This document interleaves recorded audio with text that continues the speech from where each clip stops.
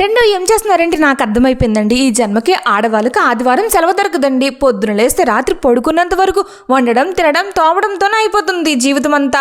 ఇంతకీ సంక్రాంతి సరుకుల లిస్ట్ లాగా షాపింగ్ లిస్ట్ ప్రిపేర్ చేసి మీ పతిగారి చేతిలో పెట్టారా లేదా, క్రెడిట్ కార్డులన్నీ తీసుకున్నారా లేదా, ఎందుకైనా మంచిది ఈ నెల మొత్తం పండగ అయినంత వరకు ఏటీఎం కార్డు, క్రెడిట్ కార్డులన్నీ జాగ్రత్త పరిచేయండి మీ దగ్గరే. ఆడవాళ్ళ అవసరాలు మగవాళ్ళకి ఏం తెలుస్తో చెప్పండి అన్నట్లు ఆదివారం స్పెషల్ ఏం చేశారండి, మా బావేమో బగారా రైస్ చేసి చికెన్ ఫ్రై చేయమన్నారండి. నాకేమో చికెన్ కర్రీ తినాలంది, కానీ చికెన్ ఫ్రై చేయనంటే సంక్రాంతి షాపింగ్కి ఎటువంటి ఆటంకాలు పెడతారని చెప్పి మా ఆయనకేమో చికెన్ ఫ్రై, నాకేమో chicken curry with bagara rice చేసేసారండి. ఈ నెల మొత్తం వాళ్ళు అడిగినవన్నీ చేసి పెట్టాను, గోలొదిలిపోద్ది.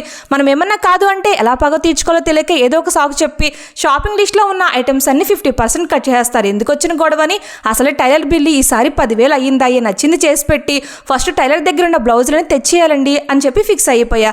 గొడవ వదిలిపోద్ది. Bagara rice, chicken fry, chicken curry అదుర్సు ఉంటాను.